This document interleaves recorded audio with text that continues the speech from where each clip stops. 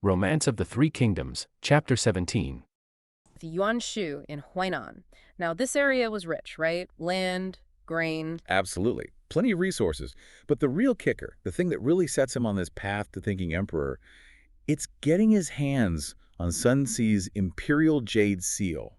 That was a huge symbol of legitimacy. Right, the seal. But was that enough? I mean, why did he feel justified just taking power like that? Well, that's the core question, isn't it? He actually got his advisors together, called a big meeting, and laid out his case. He basically argued, look, the Han dynasty's run its course 400 years, chaos everywhere, and his family, the Yuan family, they were famous. 4 generations, 3 excellencies, meaning they'd held the absolute top government posts for, well, generations. So he argued, who better? It was almost presented as a duty. Okay, so family prestige is part one. But you mentioned prophecy. He didn't just rely on the family name. He thought he had, what, divine backing? Oh, completely. He leaned into it hard. He claimed his surname, Yuan, which came from Chen, descended from the great Shun, an ancient sage king fit this cosmological pattern. Earth supporting fire, he said. It aligned with fate, destiny. Earth supporting fire. Okay. And even more specific than that, he brought up this well-known prophecy. The one to replace Han is Deng Tugao. Deng Tugao. Right. And here's the connection he made. His own courtesy name was Gong Lu, Olu, which sounds very much like and can be interpreted as High Road Galu or Deng Tugao. Ah, so he's saying the prophecy, it's literally about me. Exactly. It's this blend of political ambition with finding signs, mystical or otherwise, that seem to point right at you. We see this again and again in history, people fitting prophecies to their own goals. But surely not everyone just nodded along. His own principal clerk, Zhe Shang, apparently spoke up. He did, quite bravely. Ge Xiang basically said, hold on. He pointed out that even the really virtuous Zhou dynasty founders, they served the later Shang dynasty, the Yin, even when it was decadent. And the Han, okay, it had problems, but it wasn't nearly as tyrannical as the Yin were at their end. How did Yuan take that advice? Badly. Very badly. This really shows his character. He wasn't looking for a debate. He flew into a rage, threatened execution for anyone else who dared question him, and then boom, declared himself emperor right then and there, founded the Zongxi dynasty. Zongxi. What does that mean? Ironically, it means the dynasty of loyalty, which is quite something for a guy actively rebelling against the emperor he supposedly owed loyalty to. Wow. Okay.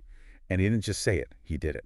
Set up all the government offices, got himself a fancy dragon and phoenix imperial carriage, performed the state sacrifices, even named his empress and crown prince, full imperial setup.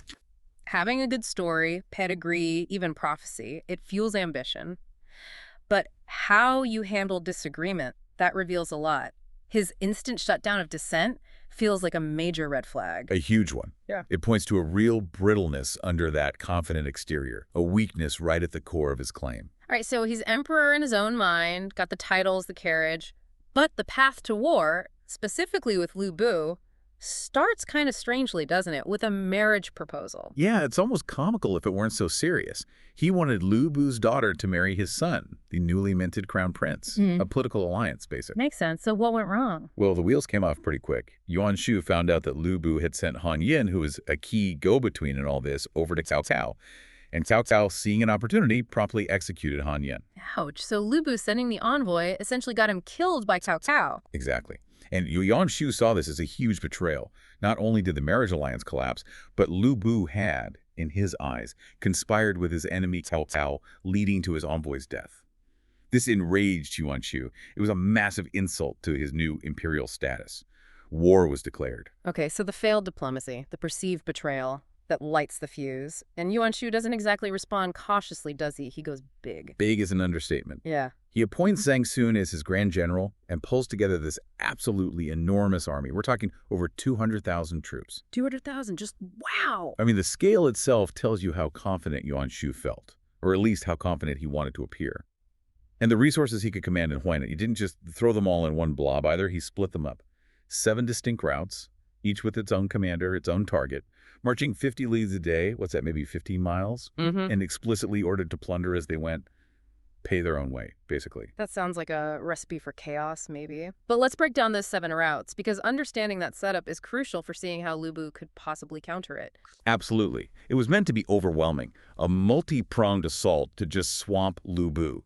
Let's see. First route, Grand General Zhang Sun himself heading straight for Lu Bu's main base in Zuzhou. Second route, Kaorui, targeting Xiaopei, another key city. Third route, Chenji, aiming for Yidu. Fourth route, Leibo, pushing towards Lanya. Fifth route, Chenlan, marching on Jixi. Sixth route, Hanjian, heading for Xiapi. And the seventh route, Yangfeng, targeting Junshan. That covers a lot of ground, basically hitting him from everywhere. Completely surrounds the territory. And logistics, he appointed a guy named Jin Shang as Grand Marshal to handle supplies. But Jin Shang actually refused the job. Refused? Why? Did he think it was a bad idea? Maybe. Or maybe he just didn't want to be associated with a rebellion. Whatever the reason, Yuan Shu wasn't having it. Jin Shang was executed on the spot. Ruthless. So loyalty is enforced by fear. Seems that way. Jiling then got the job supervising supplies for all 7 routes. And just to add more weight, Yuan Shu himself led a reserve force of 30,000 troops following behind. Overwhelming force looks impressive on paper. But if it's held together by fear, like executing anyone who hesitates, there might be cracks under the surface. That ruthlessness could backfire. It absolutely could. And it hints at the kind of internal problems, the potential disloyalty that someone clever might be able to exploit.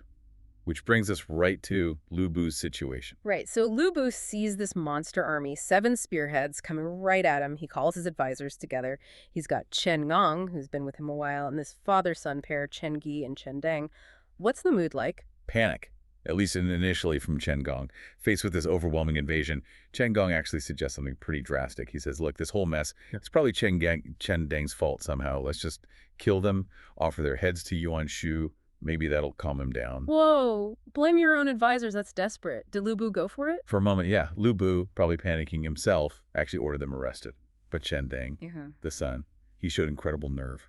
Instead of begging for his life, he just laughed in the face of execution. Called Lu Bu a coward, basically. And then he delivered that amazing line about Yuan Shu's massive army, dismissed it as 7 piles of rotten grass. Rotten grass. Not exactly respectful of 200,000 soldiers. It wasn't about respect, it was about insight. He wasn't just being defiant. He used the term Wu Hei Zishi, a disorganized rabble, literally like a flock of crows just thrown together.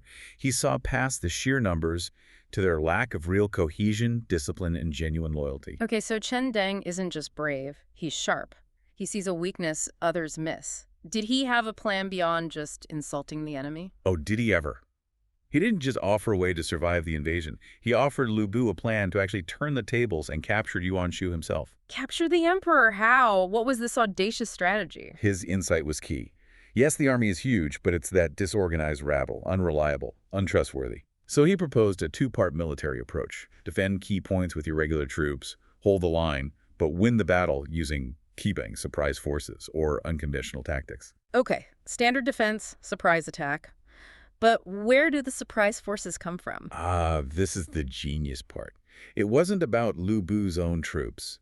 Chen Deng identified the weak links within Yuan Shu's own command structure, Han Xian and Yang Feng. The commanders of the 6th and 7th routes. Why them specifically? Because Chen Deng knew their background. They were former Han Imperial officers. They had actually fought against rebels before, then sort of fell out with Cao Cao and ended up reluctantly serving Yuan Shu.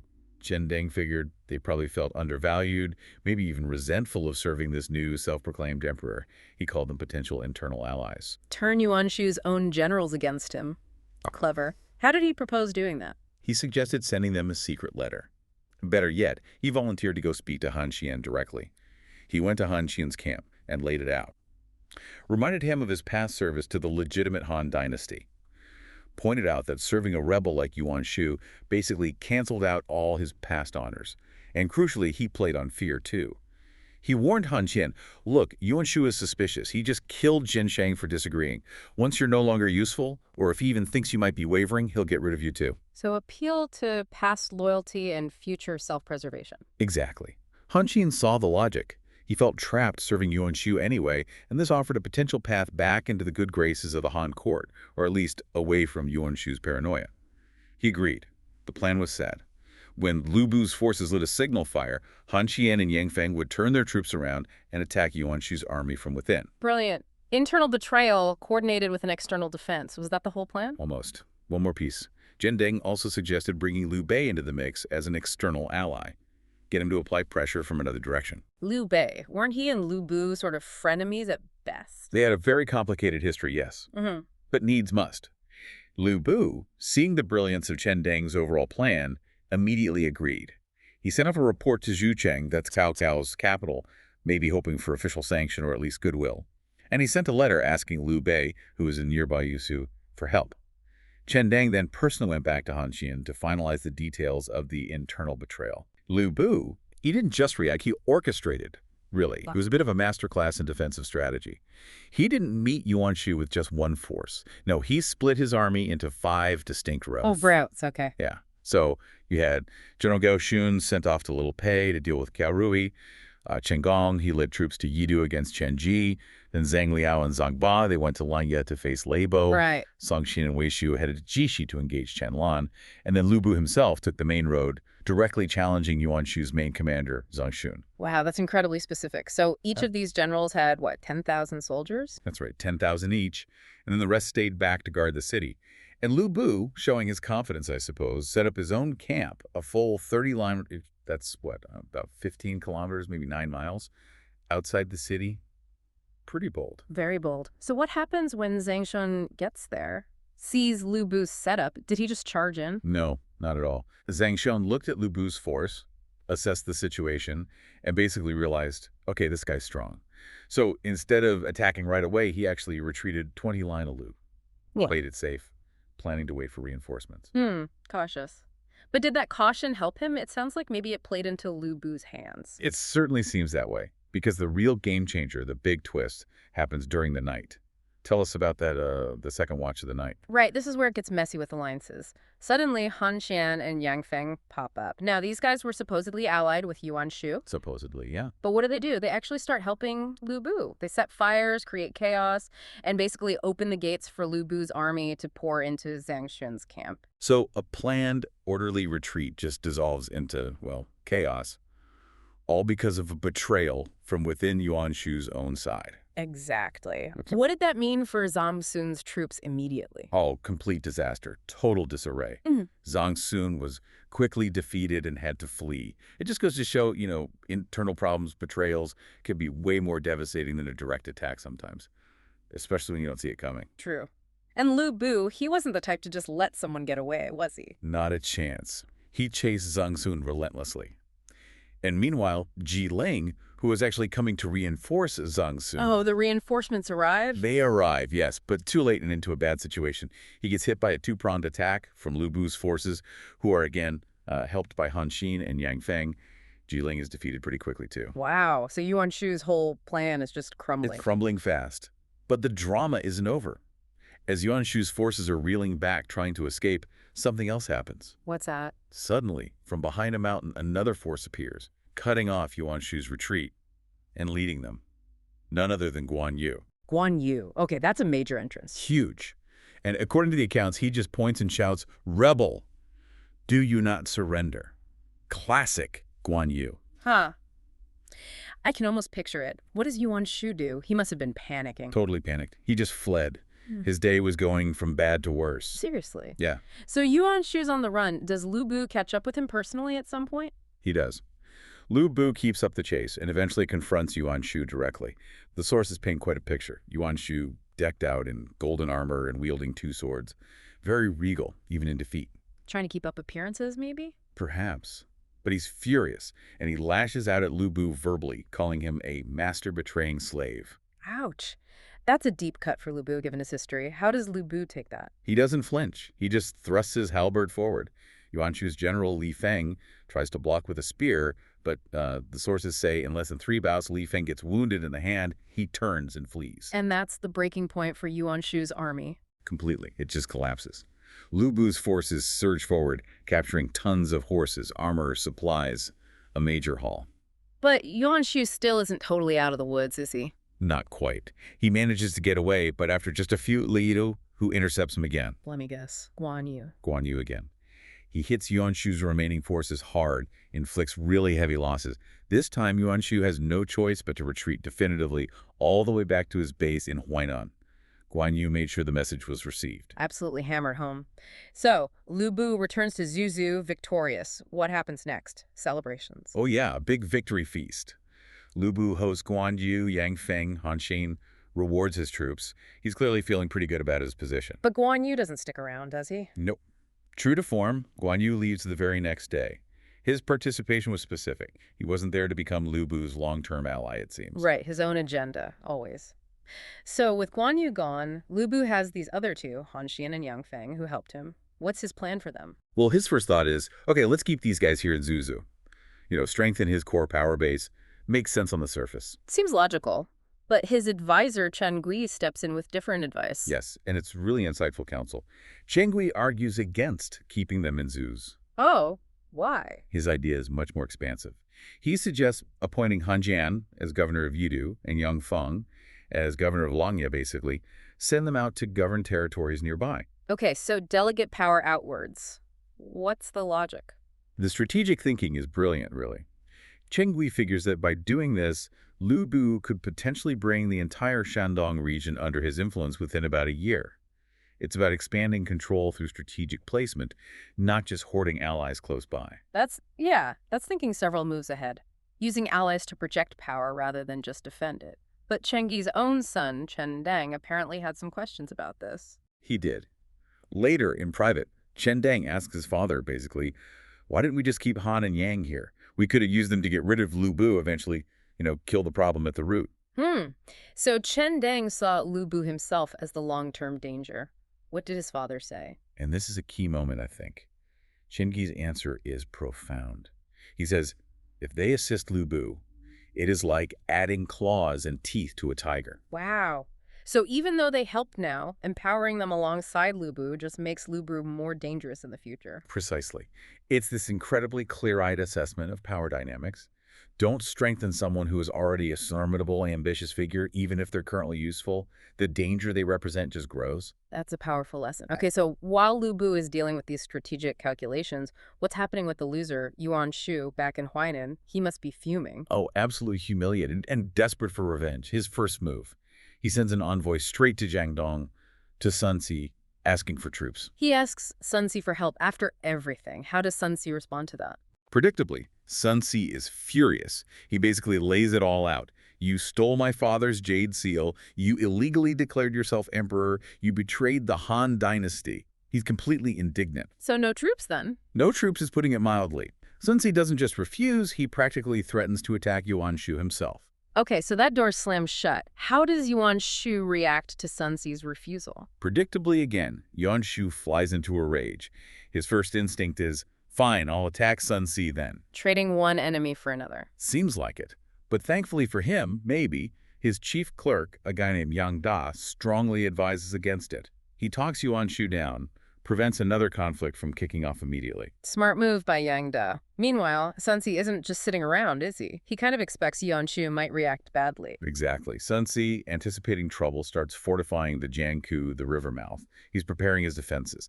And right around this time, something else happens. An envoy arrives from Cao Cao. Cao Cao enters the picture. What's the message? Cao Cao appoints Sun Si as the prefect of Kuaiji and, more importantly, officially orders him to attack Yuan Shu. So now Sun Si has Imperial backing, or at least Cao Cao's backing, to do what he maybe wanted to do anyway. Does he jump right in? He considers it, but again, wise counsel prevails. His own chief clerk, Zhang Zhao, steps in. Another prudent advisor. What's his take? Zhang Zhao points out, look, Yuan Shu might be defeated, but he still has a lot of soldiers, a lot of supplies. He's not a pushover, even now. Good. Attacking him alone could still be risky. Okay, makes sense. So what's the alternative strategy Zhang Zhao proposes? It's quite clever. He suggests Sun Si right back to Cao Cao, encourage Cao Cao to launch a major southern campaign against Yuan Shu, and position Sun Si's attack as a supporting move from the southeast. Coordinate the attacks. What's the advantage there? Mutual support. If either Cao Cao or Sun Si gets into trouble, the other can potentially help out. It basically guarantees Yuan Shu is caught in a pincer, makes his defeat much more certain, and it's safer for both attackers. It turns a potential risk into a coordinated grander alliance. Ensuring Yuan Shu can't focus his forces on just one enemy. Exactly. And Sun Si sees the wisdom in this. He agrees, sends the message to Cao Cao, and sets the stage for this larger coordinated campaign against Yuan Shu. Cao Cao returns to Zudu after a pretty tough campaign. What's the first thing he does? What does that tell us? Right. And it's quite revealing because It's not maybe what you'd first expect from someone often painted as just ruthless. He immediately mourns his general, Dian Wei, sets up a memorial. But beyond that, he takes Dian Wei's son, Dian Man, into his own household, appoints him as Zhong Lang. That's a mid-level officer rank. This isn't just, being nice. It's a masterclass in building loyalty. Cao Cao got it, that genuine care, even symbolic like mourning, builds a stronger bond with his troops than just military strength. That loyalty, crucial. Absolutely. And that bond, it gets tested almost right away, doesn't it? New reports start coming in, Sun Sia sends a letter, a warning, and then really urgent news. Yuan, he's facing a massive grain shortage and he's started looting Chenlu. Yeah, which presents Cao Cao with, well, both an opportunity and a kind of necessity. He has to act. So he decides to launch this huge southern campaign. And when we say huge, how big are we talking? We're talking formidable. 170,000 infantry and cavalry. Wow. Supported by over 1,000 supply carts. It's a major undertaking. He leaves Cao Ren, a trusted general, to guard the capital, Sudu, and then he sends out envoys. Smart move. To try and secure alliances with Sun Si, Liu Bei, and the ever-unpredictable Lu Bu. Okay, so the campaign kicks off, and it gets dramatic fast. Yeah. As Cao Cao's forces get near Yuzu, Liu Bei comes out to meet them. And he's not empty-handed, is he? He brings, well, 2 severed heads, Han Jian and Yang Feng. What's Cao Cao's play here? Does he, condemn Liu Bei for this pretty brutal move? You might think so, but no. This is where you see Cao Cao's pragmatism just shine through. Liu Bei explains the situation. Lu Bu had put these guys, Han Xian and Yang Feng, in charge of Yudu and Langya, but they were basically bandits terrorizing the locals, looting. Okay. So Liu Bei sets a trap, invites them to a feast, pretends it's about discussing affairs, gives a signal, a thrown cup, and Guan Yu and Zhong Fei, his sworn brothers, they kill them. Just like that. Just like that. Liu Bei takes control of their troops. And then he presents the heads to Cao Cao, sort of saying, "Punish me if you must." Look, Cao Cao. Cao Cao praises him, calls it a great service to the state. He sees the bigger picture immediately. 2 troublemakers gone, their troops now under a potential ally, and he didn't have to lift a finger or spend any resources. Right. Turning a potential problem into an advantage. Classic Cao Cao. Exactly. He's consolidating power even through the actions of others. So Liu Bei's on board. But then there's Lu Bu. Notoriously difficult. How does Cao Cao handle him when they meet at the Zuzu border? Lu Bu. Yeah, Cao Cao really shows his diplomatic chops here. He doesn't come in heavy-handed. He uses kind words, flatters him a bit, and then offers him something concrete.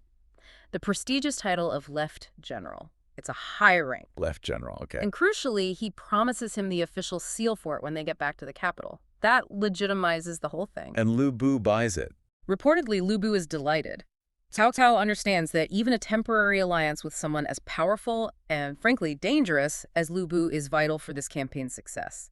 He's playing the political game just as much as the military one. So the alliances are set. Kind of shaky maybe, but set. What's the battle formation look like? It's pretty impressive on paper.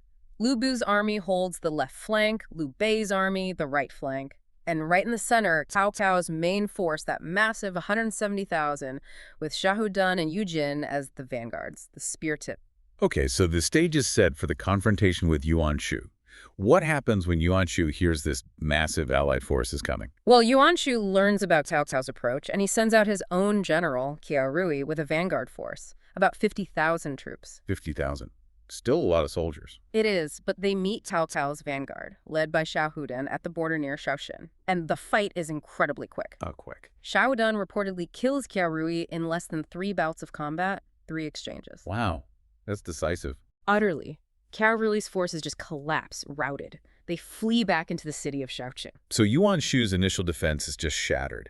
His situation sounds pretty bad. It's desperate. Think about it. You've got Sun Si attacking from the west, Lu Bu from the east, Liu Bei with Guan and Zhang from the south. And Cao Cao's 170,000 hammering from the north. Exactly. He's completely surrounded. His general, Yang, gives him some grim advice. What's the advice?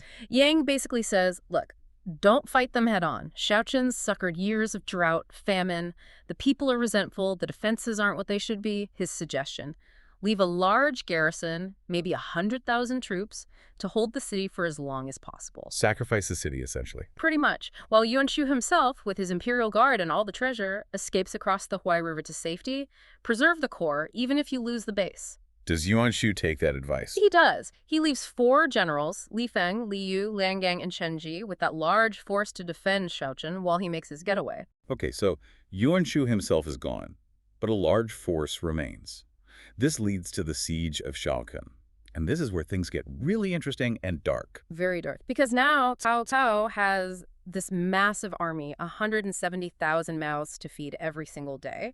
In the surrounding area. Ravaged by drought, can't provide enough supplies. The siege drags on for over a month. Li Feng and the defenders, they just refuse to come out and fight. They're hunkering down. So supplies start running critically low. Critically low. Cao Cao even borrows a huge amount of grain, 100,000 hu from Sun Ce.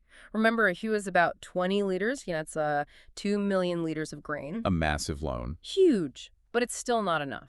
The granary official, Wang Hao, comes to Cao Cao and basically says, we're almost out. The men are starting to grumble. This is a nightmare scenario for a commander, isn't it? Yeah. An army on the verge of starvation, potentially mutiny. It's the ultimate pressure point. Logistics win wars or lose them. What do you do when your army might turn on you because they're starving? What is Cao Cao's first move? His initial solution? His first instruction to Wang Hao is clever, but temporary. He says basically, use smaller measuring cups when you distribute the remaining grain. Make it seem like there's more. Stretch it out. Buy some time. Wang Hao must have been nervous about that. Yeah. What about the soldiers' reaction? Oh, he was.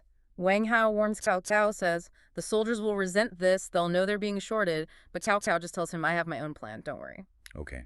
Famous last words, maybe. What happens next? Well, just as Wang Hao predicted, the soldiers start complaining.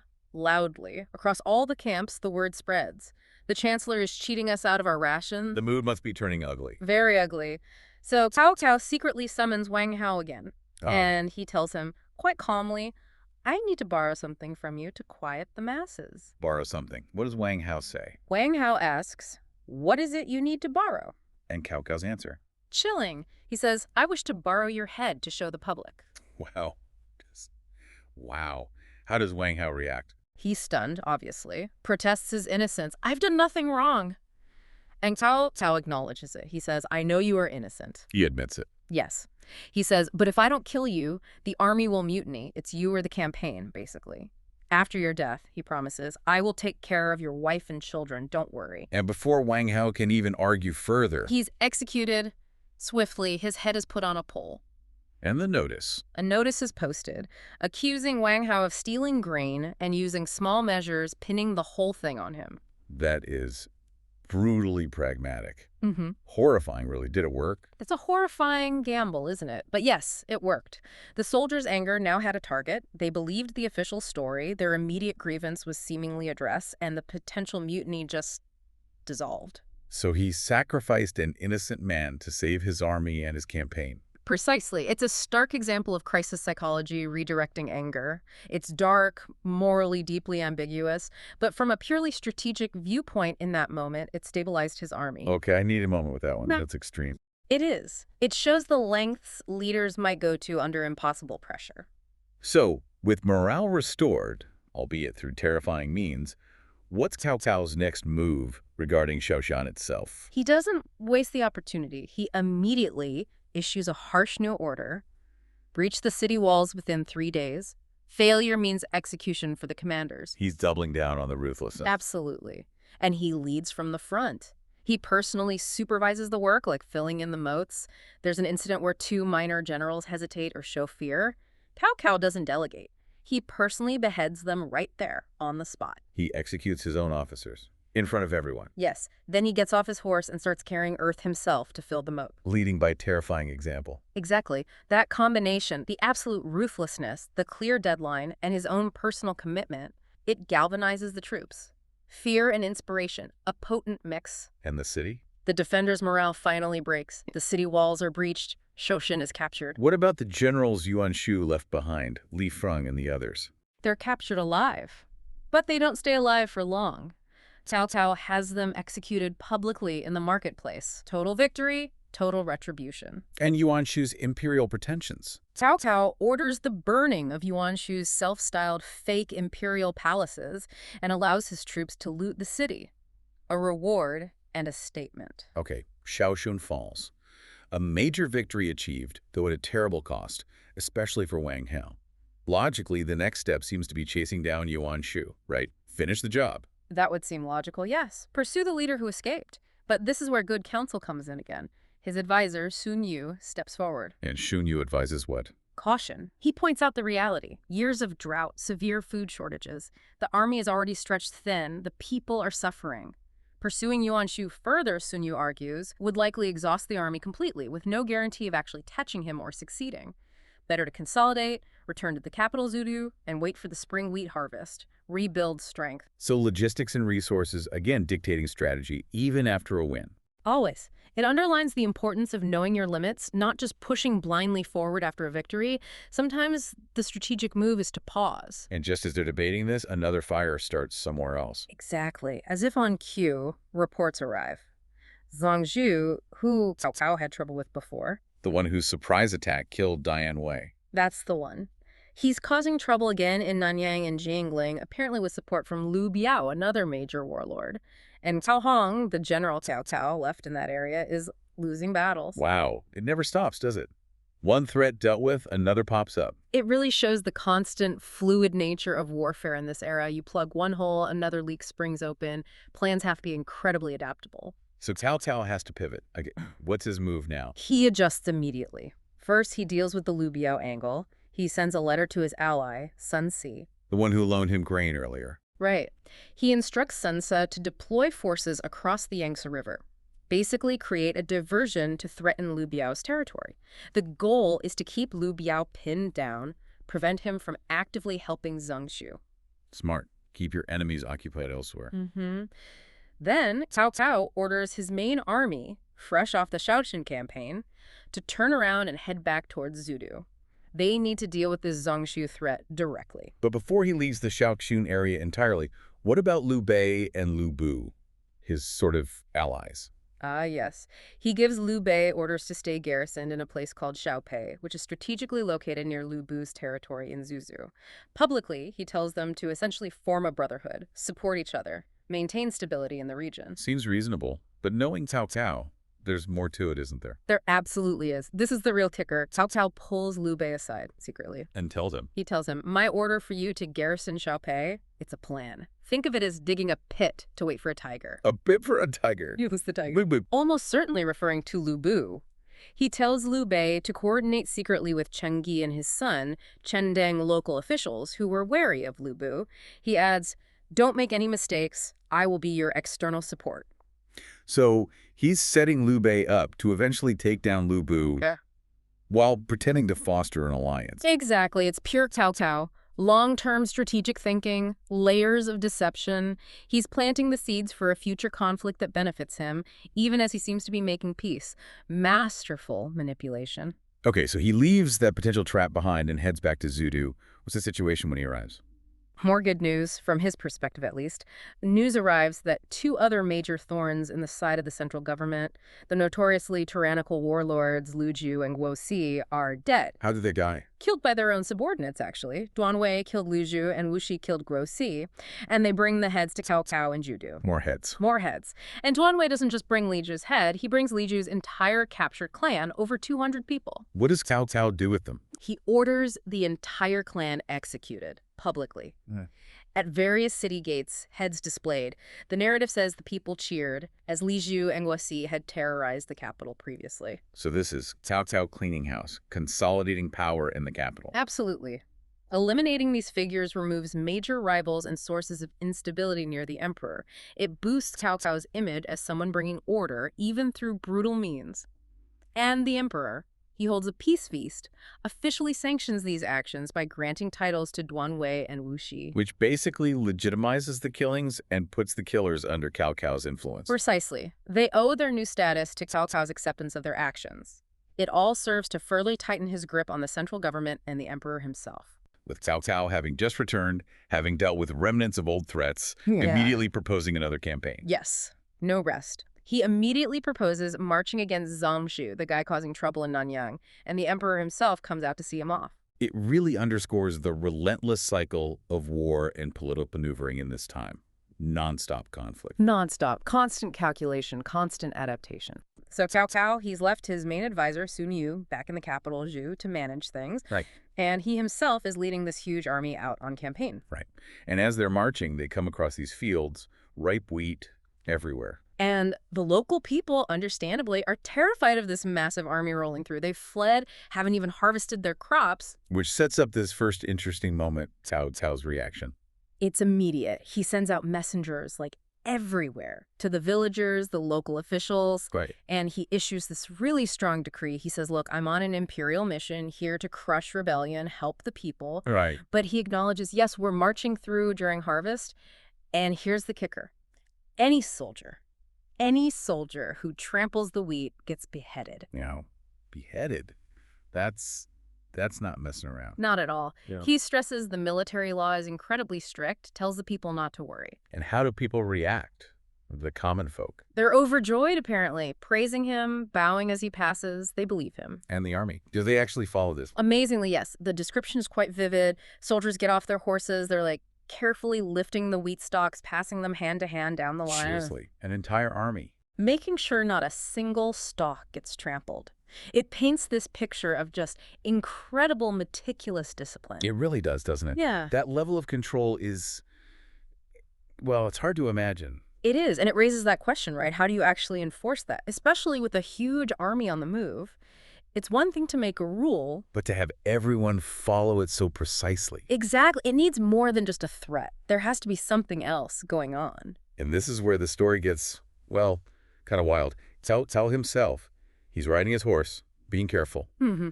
And then suddenly, a pigeon flies up out of the field, startles the horse, and the horse bolts right into the wheat, tramples a whole patch. Oh, boy. So the leader himself breaks the rule. Instantly. And he immediately calls for his army scribe, tells him, record my crime. I trampled the wheat. The scribe must have been terrified.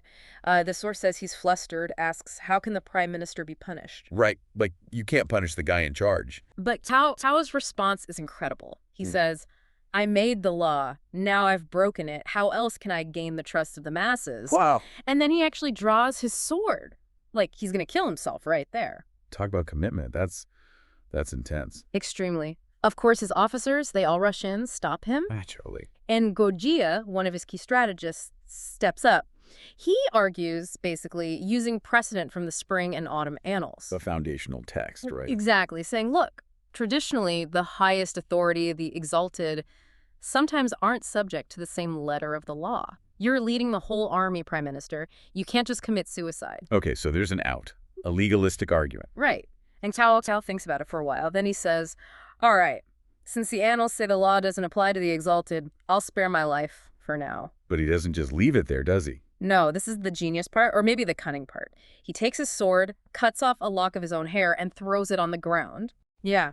He declares, cutting off my hair will temporarily serve as my head. Okay, that's symbolic. And he makes sure everyone knows. He has someone take the hair, show it to the entire army, and announce, the prime minister trampled the wheat.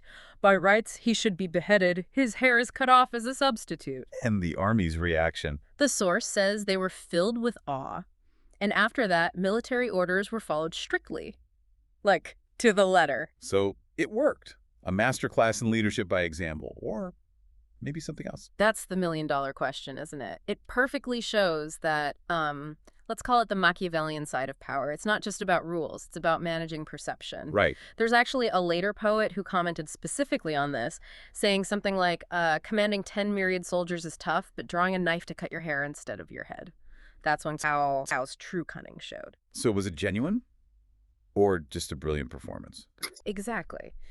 Was he genuinely upholding his law, or was it a calculated act to instill fear, loyalty? Yeah. Maybe both.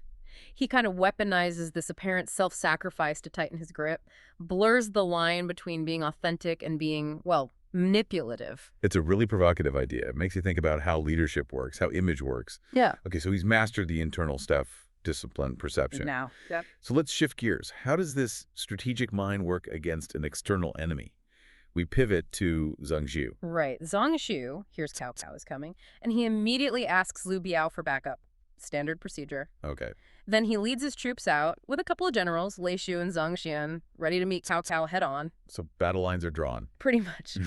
And Zhang Xu rides out first, starts cursing Cao Cao, calls him something like a man of false benevolence, shameless, no better than a beast. Ouch. Strong words. Yeah, it gets Cao Cao furious.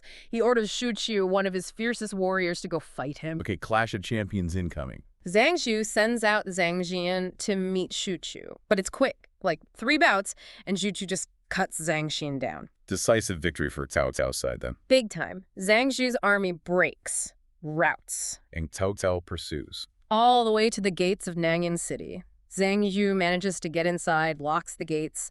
Classic siege situation begins. Right. But sieges are tough. What does Cao Cao find? He finds the city defenses are serious. The moat is incredibly wide, deep, very hard to even get near the walls. Oh, brute force isn't going to work easily. Doesn't look like it. So Cao Cao gets methodical. He orders his soldiers to start hauling earth, filling in the moat. They're using earth bags, firewood, straw bundles, anything to build makeshift ramps up to the walls. Trying to create attack points. Exactly. And he sets up these huge siege towers, Clyde ladders, so they can see into the city. Smart. Reconnaissance. And for 3 days, Cao Cao himself is just riding around the city, Hey. watching, observing. Taking it all in. Planning his move. Seems like it. Then he gives a new order. Tells his troops to pile up tons of firewood, specifically at the western corner of the city. Okay. Why the west corner? And he gathers all his generals there, too. It looks, for all the world, like he's decided this is it. We attack the west gate. Okay. This feels like a setup. It certainly looks like classic military deception, doesn't it? A feint. Draw the enemy's attention, their forces, to one spot. Why you plan to hit them somewhere else. Yeah, but inside the city, Zhang Xu has his own ace strategist, Jie Shu. Jie Shu. He's known for being clever. Extremely. And he's watching all this unfold. He turns to Zhang Xu and says something like, I see what Cao Cao is doing. I know his plan. Mhm. And now, Jie Shu says, we can use his own stratagem against him. Ooh, turning the tables. Precisely. The source even ends this section with that proverb, strong among the strong, schemer meets schemer. Perfect encapsulation. So Jie Shu thinks he's seen through the feint. He's confident he has. It highlights that key part of strategy, recognizing deception. Cao Cao's big show at the West Gate is designed to mislead. But how would Jie Shu know for sure? Maybe Cao Cao is double bluffing. That's the game. Maybe Jie Shu knows Cao Cao's typical patterns. Or maybe the feint itself was too obvious, like too perfectly staged. Like it screamed, look over here! A bit too loudly for someone as cunning as Cao Cao. Could be. A really sharp strategist like Jie Shu might think, why is he making his plan so clear? That in itself becomes suspicious. The perfection of the feint could be its flaw. So when Jie Shu says use his own stratagem against him, what could that actually look like on the ground?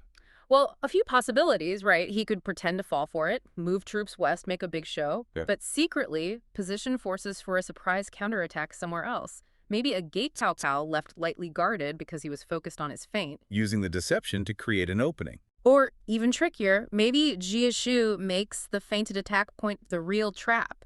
He lets Cao Cao commit forces to the west, thinking he's fooled Zhang Xu, and then springs an ambush right there. Turning Cao Cao's carefully planned deception into his own downfall. It really underlines that in war, understanding your opponent's mind, their tendencies, their likely tricks, is just as vital as knowing where their troops are.